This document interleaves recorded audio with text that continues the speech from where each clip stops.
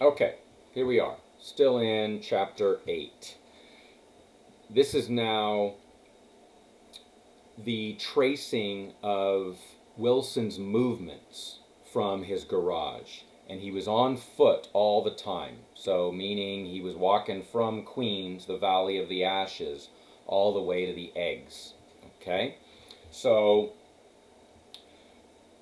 there are, and this, it was easy to account for his time because boys saw him and he was acting kind of crazy, motorists saw him, and then for 3 hours he disappeared from view.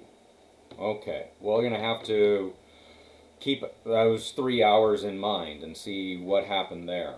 All right? So, Michaelis tells the police that he thinks what happened was that Wilson went from garage to garage asking about a yellow car. Okay? Now, that's just an inference. We don't know that for sure. Okay? And then by 2:30, so around noon, he was just not quite at Gad's Hill. And then there was no accounting for him from about noon until 2:30, right? And that's when he was on his way to Gatsby's house. So by that time, by 2 o'clock, somebody had given him Gatsby's name, right? This is what Nick is putting together. Okay, so Gatsby had been swimming, right? 2 o'clock, he went down to swim, and he told the butler to send him a call, send the phone down to him if there was a call. Okay, he got the inflatable mattress. This is what we used to call inflatable mattresses. They were called pneumatic. So, in any case, he gets into the pool. All right, and now the telephone message didn't arrive. Look at the ways in which Nick tells this part of the story. So, the Nick's inference here is that Gatsby must have felt that he had lost the old warm world, that he had paid a high price for living too long with a single dream.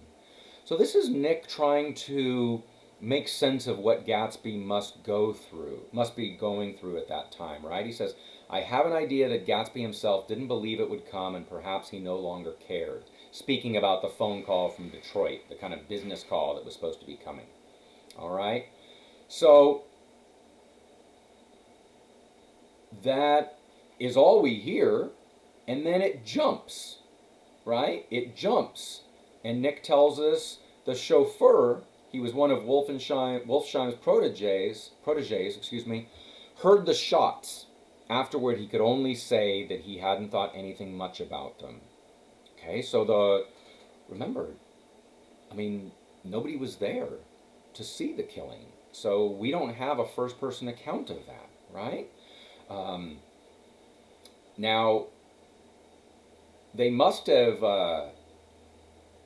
contacted Nick because he drove from the station directly to Gatsby's house. He was rushing anxiously up the first steps, um, and it's weird. It's almost like Nick doesn't quite trust that the help actually knew what happened, but he's like, wait, I think they must have known what happened, but maybe they're trying to hide it. But somebody contacted him. But look at what he says here, right? They knew then, I firmly believe. They knew that Gatsby had been killed. Okay? So, and look at the way it's described. Look at the way this death scene is described. A faint, barely perceptible movement of the water as the fresh flow from one end urged its way towards the drain at the other. That's how pools used to be made, guys. You used to use gravity a little bit, where one end of the pool would be slightly higher than the other, and so it would almost be like kind of a waterfall coming into the pool. This was what you had to do before you had big pool pumps. Anyway, little ripples that were hardly the shadows of waves, the laden mattress moved irregularly down the pool. A small gust of wind that scarcely corrugated the surface was enough to disturb its accidental course with its accidental burden. The touch of a cluster of leaves revolved it slowly, tracing, like the leg of a compass, a thin red circle in the water. Look at what Nick has described there, okay? Gatsby's body is the accidental burden.